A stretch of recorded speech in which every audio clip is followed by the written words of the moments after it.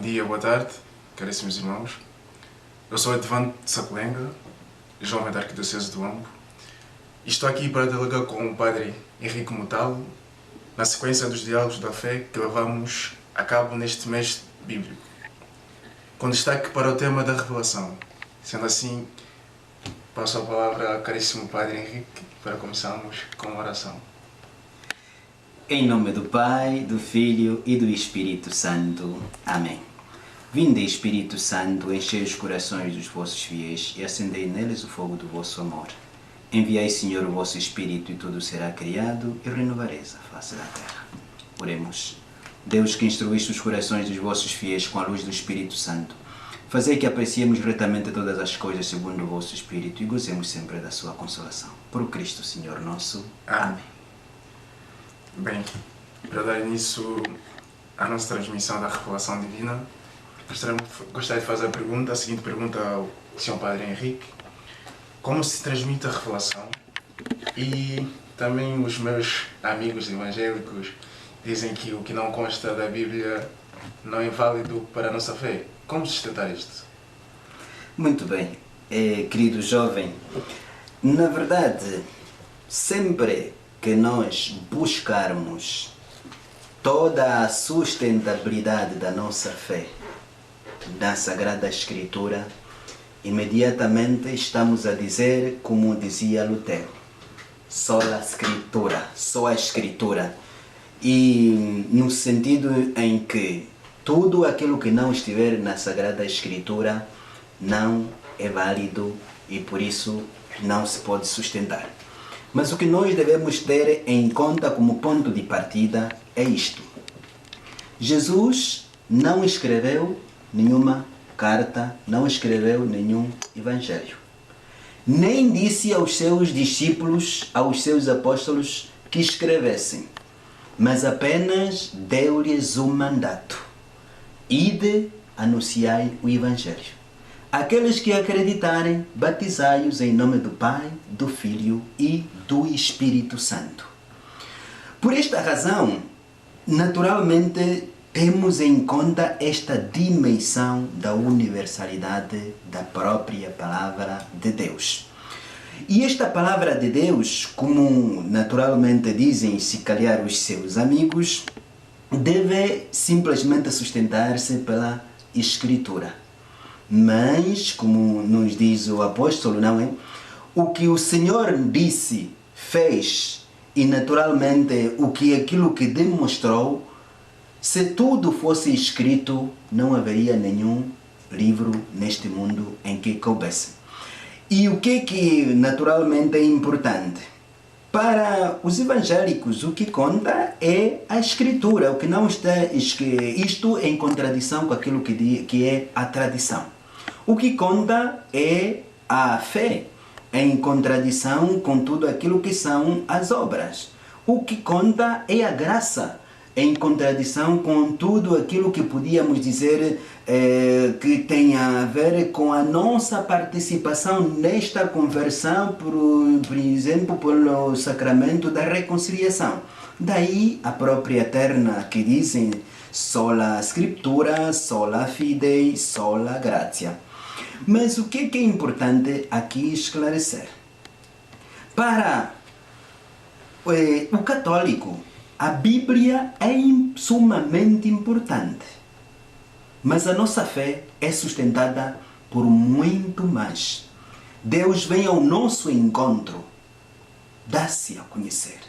E este dar-se a conhecer é marcado por diversos aspectos, desde a dimensão oral, desde os sinais, desde tudo isto, naturalmente, é uma riqueza inesgotável que naturalmente não está tudo, podíamos assim dizer, estampado na Sagrada Escritura. Mas para esclarecer melhor esta questão, queremos dizer e tenha em consideração 3 elementos fundamentais que vamos aqui abordar. Em primeiro lugar, a tradição apostólica. Em segundo lugar, a Sagrada Escritura. Em terceiro lugar, o magistério. Esses três elementos vão aparecer na sua tela, por isso pedimos que os tenha presente e, se possível, os copie, porque nós vamos falar muito sobre estes três elementos. Mas antes disto, enquanto não entramos diretamente na distinção dos três elementos, queria dizer, de acordo com o número 74 do Catecismo da Igreja Católica, que Deus quer que todos os homens se salvem e cheguem ao conhecimento da verdade. Isto é uma citação de 1 Timóteo 2:4. Quer dizer, o conhecimento de Jesus Cristo. Podes conferir em João 14:6. Por isso, é preciso que Cristo seja anunciado a todos os povos e a todos os homens, e que assim a revelação chegue aos confins do mundo. Esta é a primeira preocupação dos apóstolos do Senhor. Não ficaram preocupados em escrever. Aliás, como nós sabemos, Jesus não teve um secretário. Antes, pelo contrário, teve seus amigos. E os seus amigos nem todos eram letrados, como é do vosso conhecimento. Muitos deles vinham da pesca. Por isso, como dizíamos, Deus dispõe amorosamente que permanecesse íntegro e fosse transmitido a todas as gerações tudo quanto tinha revelado para a salvação de todos os povos. Veja isto em Dei Verbum número 7. O ímpeto da evangelização é a urgência de transmitir o que recebemos. Vejam bem. O ímpeto da evangelização é a urgência de transmitir o que recebemos. Daí a expressão de São Paulo na primeira carta aos Coríntios, capítulo 9, versículo 16. Ai de mim se não evangelizar. Então, queridos jovens, espero que já tenha feito a sua anotação sobre a tradição apostólica, a Sagrada Escritura e o Magistério. Então, queria lhe dizer que Cristo Senhor, em quem toda a palavra de Deus Altíssimo se consuma, tendo cumprido e promulgado pessoalmente o Evangelho, antes prometido pelos profetas, mandou aos apóstolos que o pregassem a todos, como fonte de toda a verdade salutar e de toda a disciplina de costumes, comunicando-lhes assim os dons divinos. Confira em Dei Verbum número 7. Esta é a realidade pontual da nossa vida em Cristo. Muito bem, Sr. Padre. O Sr. Padre já fez uma breve introdução, mas eu gostaria de saber, gostaria de saber verdadeiramente o que é a tradição apostólica, Sr. Padre. O que é a tradição apostólica? A tradição apostólica é a transmissão, podíamos assim dizer, é a transmissão da mensagem de Cristo, realizada desde as origens do cristianismo, mediante estes elementos. Em primeiro lugar, a pregação. Os apóstolos partiram a pregar. Este é o primeiro passo daquilo que podíamos chamar a tradição apostólica. O segundo passo, o testemunho. Isto até é atestado pelas fontes pagãs, quando dizem, vede como se ama. O amor entre os apóstolos, entre todos aqueles que tinham abraçado a fé, tornou-se tão forte que até os pagãos também admiravam. Então, naturalmente, os apóstolos não pregaram apenas com a palavra, mas também com o exemplo. As instituições. Os apóstolos estabeleceram instituições para perpetuar o que receberam do Senhor. Entre as instituições está a igreja. E o culto. Os apóstolos não romperam com tudo, como nós sabemos que era a tradição de um povo, que é um povo judeu. Frequentavam o templo, que era o lugar do sacrifício. Proclamavam a palavra nas sinagogas, como faziam os judeus. E a tudo isto acrescentaram a celebração dos mistérios da paixão, morte e ressurreição do Senhor, acentuando a celebração da última ceia e como o Senhor o pediu aos seus discípulos que o fizessem em sua memória. E como é que esta pregação apostólica se deu? A transmissão do Evangelho segundo a ordem do Senhor fez-se de duas maneiras, oralmente e por escrito. Oralmente, podíamos dizer, pelos apóstolos que na sua pregação oral, exemplos, instituições, transmitiram aquilo que tinham recebido dos lábios, trato e obras de Cristo, e o que tinham aprendido por inspiração do Espírito Santo. É importante ter em conta esta ligação entre aquilo que eles ouviram do Mestre e aquilo que naturalmente aprenderam da inspiração do Espírito Santo. Porque o Senhor disse: não vos deixarei só, vos enviarei o Espírito Consolador. Este vos recordará tudo o que eu vos disse. E depois, por escrito, por aqueles apóstolos e varões apostólicos, o caso de alguns que escreveram, sobretudo aqueles que ajudaram os apóstolos, que naturalmente não tinham muita habilidade na escrita, não é? Que sob inspiração do mesmo Espírito Santo escreveram a mensagem da salvação. Podíamos dizer, então, esta continuidade, como é que se dá hoje? Na chamada sucessão apostólica. Com a pregação oral e o que eles puseram por escrito, não se esgotou aquele colégio apostólico que o Senhor tinha fundado. Antes, pelo contrário, a inspiração continuou, como se diz, até a morte do último apóstolo, que se supõe que seja João. Para que o Evangelho fosse perenemente conservado, íntegro e vivo na igreja, os apóstolos deixaram os bispos como seus sucessores, entregando-lhes o seu próprio ofício de magistério. E isto podemos conferir em Dei Verbum, número 7. Com efeito, a pregação apostólica, que se exprime de modo especial nos livros inspirados, devia conservar-se por uma sucessão ininterrupta até a consumação dos tempos. Veja isto em Dei Verbum número 8. Dali a razão do que nós professamos na fé. Creio na Igreja una, santa, católica e apostólica, por causa desta sucessão apostólica.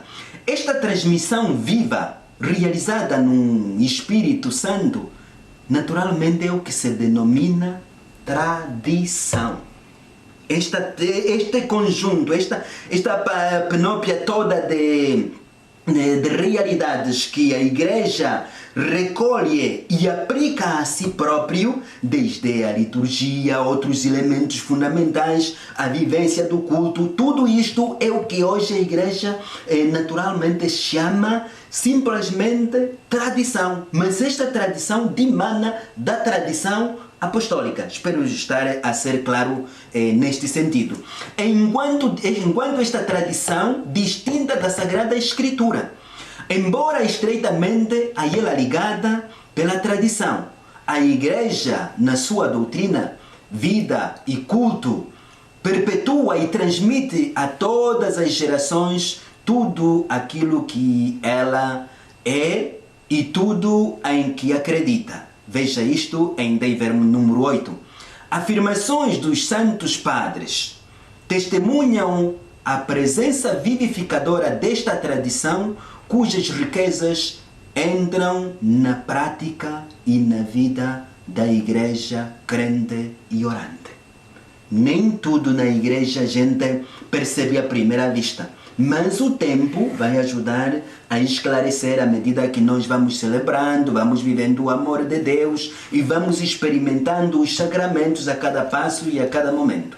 Assim, a comunicação que o Pai fez de si próprio, pelo seu Verbo, no Espírito Santo, continua presente e ativa na Igreja. Deus, que outrora falou, dialoga sem interrupção com a esposa do seu amado Filho, que é a Igreja, e o Espírito Santo, por quem ressoa a voz do Evangelho na Igreja e pela Igreja no mundo, introduz os crentes na verdade plena e faz com que a palavra de Cristo neles habite em toda a sua riqueza. Também podemos ver isso em Dei Verbum número 8. Vejam como é que muitas vezes nós não sabemos nem conhecemos a riqueza que a igreja nos oferece. E quando nós não sabemos, por vezes é muito fácil criticar, porque nós não entendemos aquilo que é a riqueza que a igreja nos oferece. Muito bem, Sr. Padre.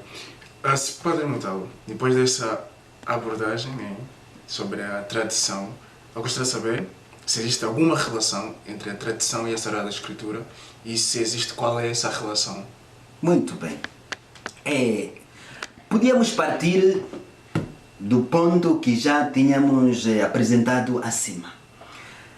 Tanto a Escritura como a tradição dimanam de uma única fonte, que é a fonte chamada tradição apostólica, o que a igreja chama de depósito de fé ou depositum fidei.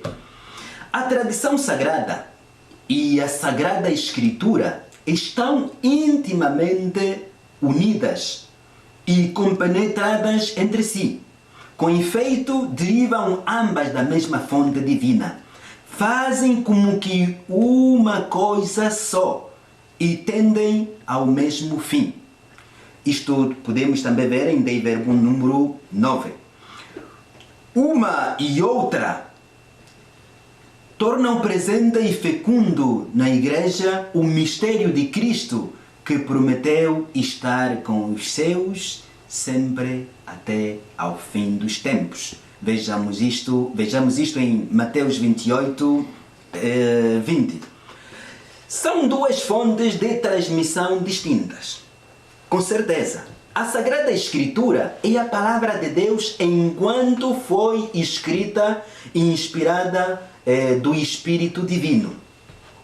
A Sagrada Tradição, por sua vez, conserva a palavra de Deus confiada por Cristo Senhor e pelo Espírito Santo aos apóstolos e transmite-a integralmente aos seus sucessores para que eles, com a luz do Espírito da verdade, fielmente a conservem, exponham e difundam na sua pregação.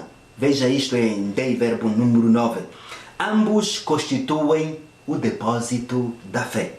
Daí resulta que a Igreja, a quem está confiada a transmissão e interpretação da revelação, não tira só da Sagrada Escritura a sua certeza a respeito de todas as coisas reveladas, mas também vai à tradição que carrega este peso milenar que precisa transmitir a todos os homens de boa vontade. Por isso, ambas devem ser recebidas e veneradas com igual espírito de piedade e reverência. A tradição apostólica e as tradições eclesiais. O que é isto que nós chamamos de tradições eclesiais?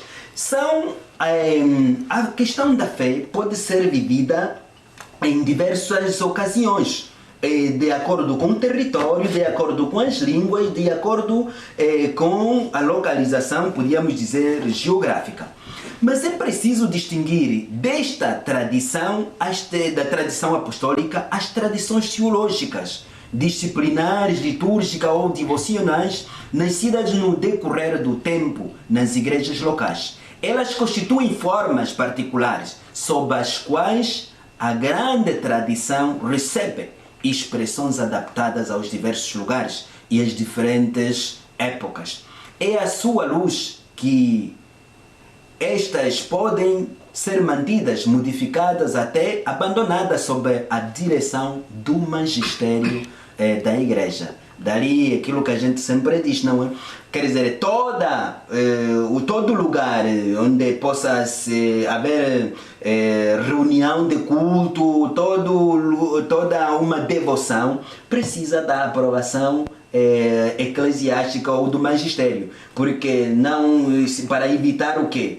Esta dimensão da democraticidade, né? É para a partir de hoje nós decidimos que isto deve funcionar assim. A igreja não é muito bem assim. Nós dependemos do único pastor, que é Jesus Cristo.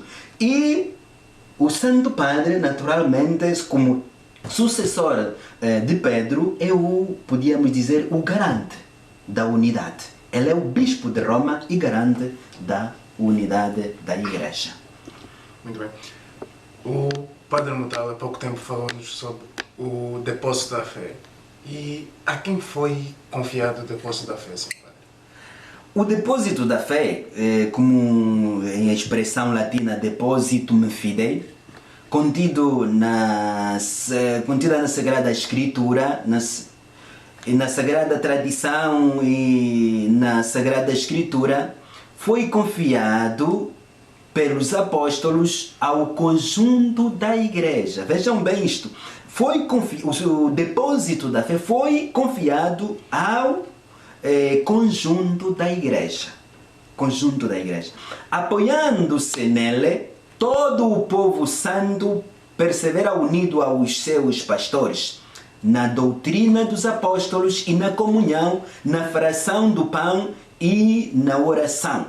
De tal modo que, na conservação, acentuação e profissão da fé transmitida, haja uma especial concordância dos pastores e dos fiéis. Veja daí verbo número 10. Esta herança é destinada a toda a humanidade, porque Deus quer salvar todos os homens. Todo o povo de Deus, com o sentido sobrenatural da fé, o tal chamado sensum fidei, sustentado pelo Espírito Santo e guiado pelo magistério da Igreja, acolhe a revelação divina e a cada vez mais a compreende e a aplica à vida prática, a vida do dia a dia. Veja bem, o que queria dizer com isto? O magistério da igreja e toda a própria igreja, em concordância com os fiéis, o que a igreja podíamos chamar, o que chama de sensus fidei, tem esta missão de atualizar no tempo este depositum fidei. E assim, neste sentido, a palavra de Deus torna-se cada dia atual e atuante, porque naturalmente ela tem um caráter performalístico no sentido em que realiza aquilo que ela significa. Bem, Sr. Padre, há pouco tempo o Sr. Padre falou-nos que o depósito da fé foi confiado aos apóstolos, que deixaram para a igreja. Eu quero saber nesse momento quem deve interpretar autenticamente o depósito da fé, Sr. Padre. Quem tem essa responsabilidade, se assim podemos dizer. Ok. A quem deve interpretar autenticamente este depósito da fé? Com certeza. A interpretação, podíamos assim dizer, autêntica deste depósito da fé foi confiado ao magistério da Igreja. Voltamos naturalmente à tradição apostólica e à sucessão apostólica, porque os apóstolos deixaram os bispos nesta sucessão ininterrupta. Vejam bem, estas expressões são muito importantes. Esta sucessão ininterrupta significa, logo que você rompe esta sucessão, imediatamente tens um outro lado que não é já da fé. Podíamos assim traduzir em poucas palavras. O encargo de interpretar autenticamente a palavra de Deus, escrita ou contida na tradição, foi confiado só ao magistério vivo da Igreja. cuja autenticidade é exercida em nome de Jesus Cristo. Veja isto em verbo número 10. Isto é, aos bispos em comunhão com o sucessor de Pedro, o bispo de Roma. Os bispos têm de estar também em comunhão com o bispo de Roma.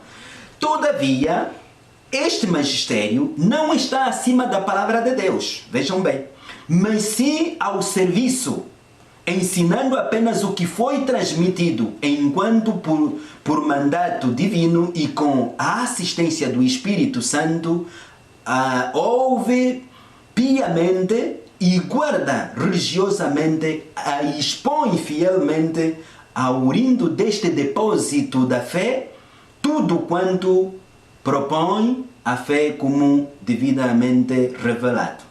Os fiéis, lembrando-se da palavra de Cristo aos apóstolos, quem vos escuta, escuta-me a mim, Lucas 10, 16, recebem com docilidade os ensinamentos e as diretrizes que os seus pastores lhes dão, sob diferentes formas, desde os dogmas, passando pelo próprio sentido sobrenatural da fé e o próprio crescimento da inteligência da fé. Graças à assistência do Espírito Santo, a inteligência das realidades e das palavras do depósito da fé pode crescer na vida da igreja todos os dias.